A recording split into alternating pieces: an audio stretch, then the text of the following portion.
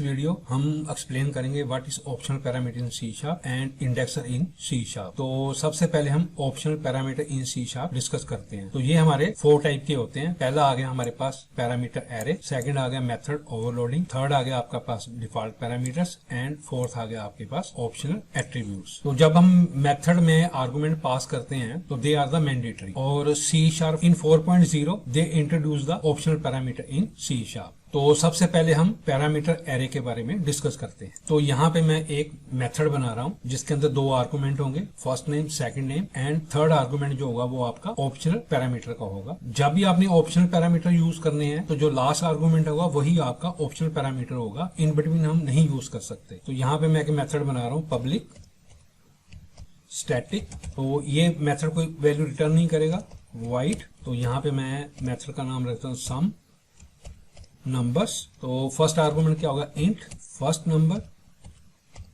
Int second number, और जो third argument होगा वो आपका हमेशा ऑप्शनल पैरामीटर होगा। तो ऑप्शनल पैरामीटर को डिफाइन करने का जो पैरामीटर एरे है, तो यहाँ पे मैं पम्स, ये इसका नेम हो गया। तो यहाँ पे हम डिफाइन करेंगे ऑब्जेक्ट, ये आपका क्या एरे है, इसको हम डिफाइन कर लेते हैं इंट रेस्ट नंबर्स, ये इसका ब्लॉक हो गया। अगर मैं 2 आर्गुमेंट पास करूंगा तो ये वाला कोड एग्जीक्यूट होगा, अगर मोर देन मैं पैरामीटर पास करूंगा तो फिर ये वाला कोड एग्जीक्यूट होगा। तो इंपॉर्टेंट बात ये है कि जो आपका ये वाला ऑब्जेक्ट होगा, जो ऑप्शनल पैरामीटर होंगे वो आपके सबसे लास्ट में आएंगे, इन बिटवीन नहीं आ सकते। ना तो आप उसको यहाँ पे यूज कर सकते हैं, ना आप यहाँ पे यूज कर सकते। यहाँ पे मैं एक इंट वेरिएबल लेता हूँ जिसके अंदर मैं first number and second number को स्टोर करवाऊंगा, इंट रिजल्ट, और यहाँ पे मेरे पास आ जाएगा first number plus second number. यहाँ पे मैंने इसको एंडरलाइन कर दिया। अब यहाँ पे मैं एक लूप लगाऊंगा, जो भी आपके सेकंड आर्गुमेंट के बाद के वेरिएबल होंगे वो इसके अंदर आके स्टोर होंगे, यहाँ पे फॉर ईच, बिकॉज हमारा जो ऑब्जेक्ट है वो एरे है। तो यहाँ पे मैं डिफाइन करता हूँ int num int rest numbers, और ये इसका ब्लॉक हो गया। तो यहाँ पे मेरे पास क्या है, int result plus equal to, और यहाँ पे नम। अगर मेरे पास मोर देन 2 आर्गुमेंट्स होंगे तो वो इस इंट रिजल्ट को अपडेट कर देगा। और यहाँ पे मैं लिख देता हूँ कंसोल डॉट राइट लाइन, और यहाँ पे मैं उसको प्रिंट करवा देता हूँ सम, और यहाँ पे प्लस कंकेटिनेट करने के लिए इंट रिजल्ट, और इसको यहाँ पे मैं एंडरलाइन कर देगा। अगर मैं 2 आर्गुमेंट पास करूंगा तो वो इन दोनों का सम दे देगा। अगर मैंने 2 आर्गुमेंट से ज्यादा पास कर दिए, 3 कर दिए, 4 कर दिए, 5 कर दिए, 6 कर दिए, तो वो बाकी रेस्ट ऑफ जो आर्गुमेंट होंगे यहाँ पे स्टोर होंगे आफ्टर टू दैट, और फिर उसको वो यहाँ पे अपडेट कर देगा और यहाँ पे हमें प्रिंट करके दे देगा। नाउ अब मैं, ये मेरा मेथड स्टैटिक है तो मैं इसको सम नंबर्स के अकॉर्डिंगली इसको कॉल कर सकता हूँ। यहाँ पे मैंने क्या कर दिया, सम नंबर्स, और यहाँ पे मैं पहले एग्जाम्पल लेता हूँ 10 एंड 20। मैंने क्या पास किया, 2 आर्गुमेंट पास, तो ये वाला आपका इग्नोर हो जाएगा। तो यहाँ पे ये वाला कोड रन होगा, ये वाला स्किप हो जाएगा, और उसके बाद यहाँ पे मेरे को वो प्रिंट करके दे देगा। तो यहाँ पे मेरे पास आउटपुट क्या आएगी, 30।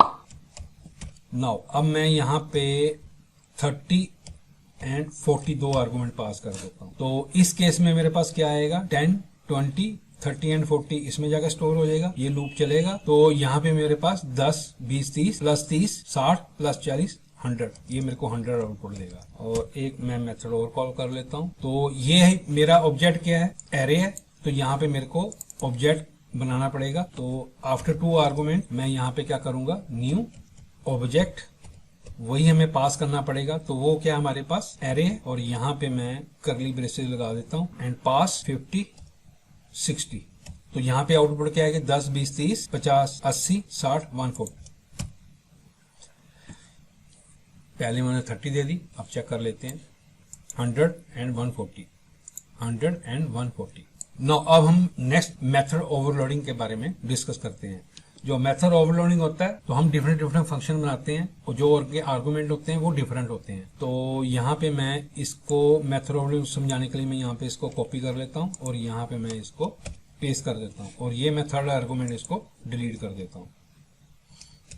और परम ऑब्जेक्ट की यहाँ पे मैं यहाँ पे डिफाइन कर लेता हूँ इंट, और ये मेरा किस टाइप का एरे है, इंट टाइप का एरे है, और यहाँ पे मैं इसको कर देता हूँ डिलीट। और यहाँ पे ऑब्जेक्ट है तो सेम टाइप का होना चाहिए। यहाँ पे मैं डिफाइन कर देता हूँ इंट। तो ये आपकी एग्जांपल मेथड ओवरलोडिंग की होगी। तो यहाँ पे मैं इसको कर देता हूँ डिलीट और यहाँ पे इसको भी कर देता हूँ डिलीट। नो, अब ये करेक्ट हो गया। अगर मैं 2 आर्गुमेंट पास करूंगा तो ये वाला मेथड कॉल होगा, अगर मैं इसको कॉल करूंगा तो ये वाला मेथड कॉल होगा। तो इसको कहते हैं method overloading, same name but different arguments. No, अब मैं इसको कंट्रोल F5 से रन करता हूँ, इसके आउटपुट देखते हैं। तो फर्स्ट में उसने 30 दे दिया, सेकंड में उसने 140 दे दिया। तो ये था एग्जांपल आपका मेथड ओवरलोडिंग के बारे। और जो नेक्स्ट आ गया हमारे पास वो है डिफॉल्ट पैरामीटर्स। डिफॉल्ट पैरामीटर्स में क्या होता है कि हम थर्ड आर्गुमेंट को डिफॉल्ट वैल्यू दे देते हैं। अगर मैं यहाँ पे इसको कर दूंगा नल और यहाँ पे मैं कर दूंगा क्वेश्चन मार्क, क्योंकि ये एरे है तो क्वेश्चन मार्क में इसकी नल वैल्यू लेगा अगर हम कोई आर्गुमेंट पास नहीं करेंगे। और इसको मैं कर देता हूँ डिलीट। तो ये क्या हो गया, डिफॉल्ट वैल्यू।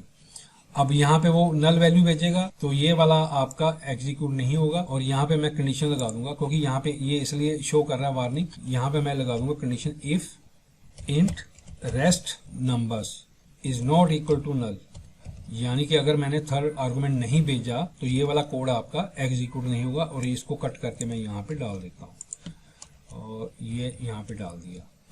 तो जब फर्स्ट ये भेजा तो थर्ड आर्गुमेंट नल हो गया, यहाँ पे उसने नल चेक किया तो ये null is not equal to null false हो गया और ये वाला कोड एग्जीक्यूट नहीं होगा। तो वो इन दोनों का सम करके मेरे को इस मेथड में दे देगा। और अगर मैंने ये वैल्यू भेज दी इसके अंदर तो यहाँ पे आपका एरे स्टोर हो गया, उसके अंदर वैल्यूज पड़ी हैं, तो ये वाला कोड आपका एग्जीक्यूट होगा। तो उस मेथड में ये मेरे पास 30 एंड 140 आउटपुट दे देगा। तो उसने सम 30 दे दिया एंड सेकंड मेथड में 140 दे दिया। नेक्स्ट आ गया जी ऑप्शनल एट्रीब्यूट्स। जो ऑप्शनल एट्रीब्यूट्स होते हैं तो उनको हमें ब्रैकेट में लिखना पड़ता है। यहाँ पे मैं क्या डाल दूंगा, ब्रैकेट, यहाँ पे लिखूंगा ऑप्शनल। ये क्या हो गया, ऑप्शनल एट्रीब्यूट हो गया। और इसको मैं नल को हटा देता हूँ, वहां पे हम ऑप्शनल एट्रीब्यूट यूज कर रहे हैं। और इसको भी मैं क्वेश्चन मार्क पे भी हटा देता हूँ।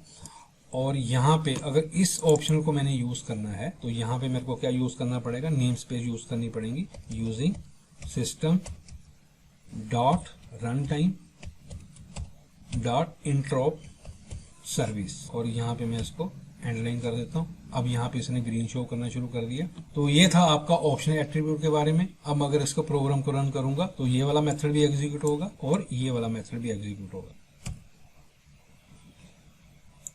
तो ये था जी आपका ऑप्शनल एट्रीब्यूट के बारे में कि हम ऑप्शनल एट्रीब्यूट अपने प्रोग्राम में कैसे यूज कर सकते हैं। जो आपके ऑप्शनल एट्रीब्यूट्स होते हैं वो आपके मेथड्स पे लग सकते हैं, कंस्ट्रक्टर पे लग सकते हैं, इंडेक्सर पे लग सकते हैं एंड डेलीगेट्स पे लग सकते हैं।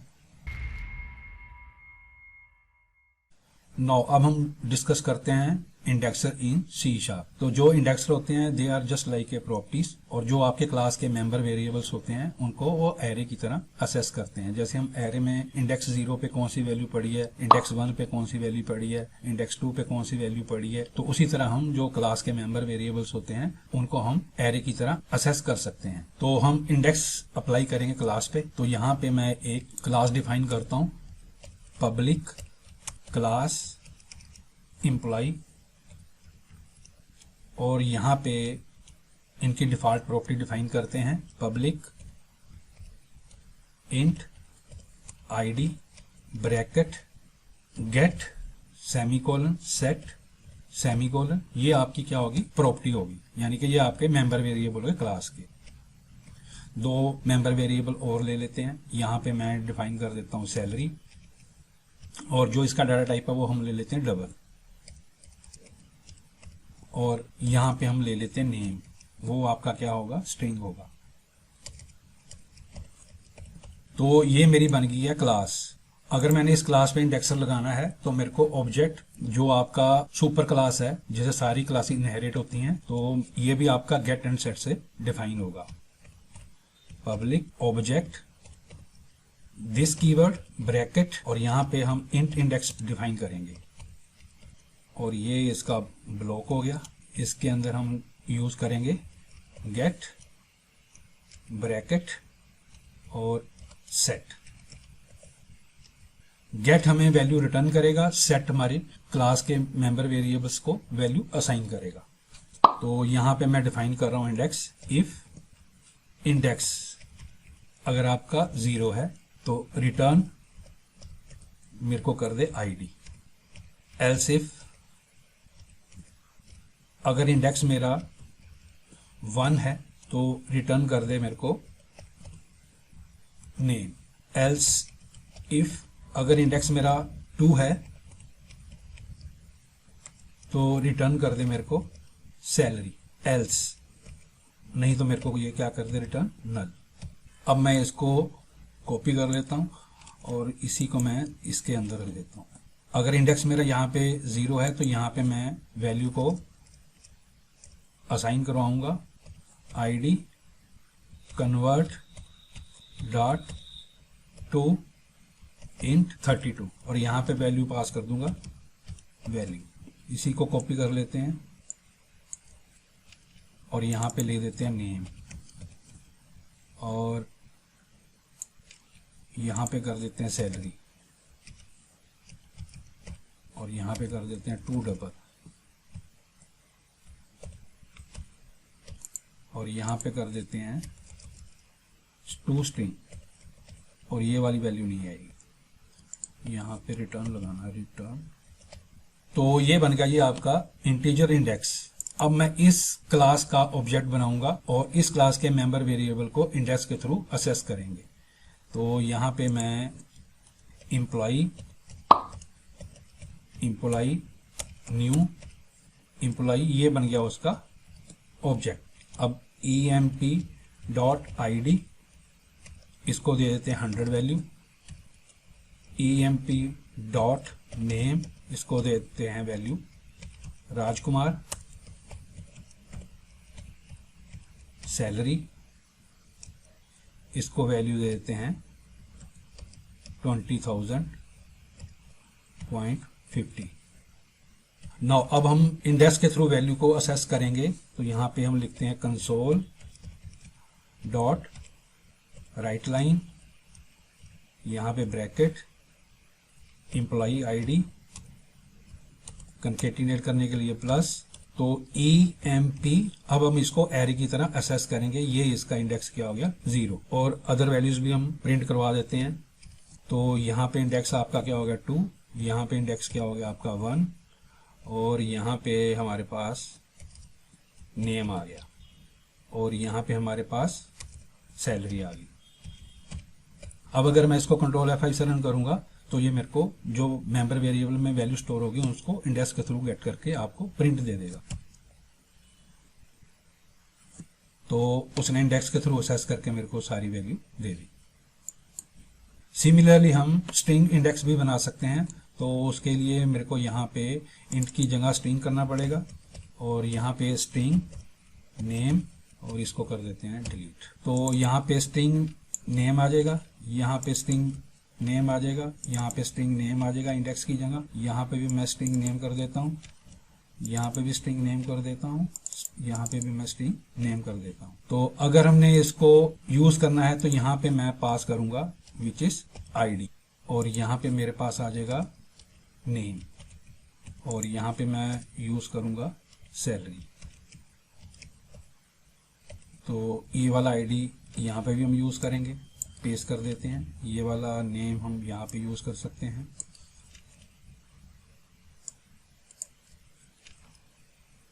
और ये सैलरी हम यहाँ पे यूज कर सकते हैं। नाउ ये अब हमारा स्ट्रिंग इंडेक्स बन गया है। तो अब हम इसको असेस करते हैं। तो ये इसलिए एरर दे रहा है क्योंकि हमारे पास हमने इंट इंडेक्स को अपडेट करके स्ट्रिंग बना दिया था।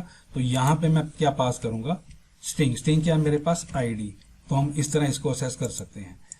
और यहाँ पे मेरे पास क्या आ जाएगा नेम और यहाँ पे मैं अपडेट कर देता हूँ इसको सैलरी। स्ट्रिंग इंडेक्स के थ्रू असेस करेगा। अब मैं इसको कंट्रोल F5 से रन करता हूँ तो उसने स्ट्रिंग इंडेक्स के थ्रू वैल्यू को असेस करके यहाँ पे प्रिंट करवा दिया।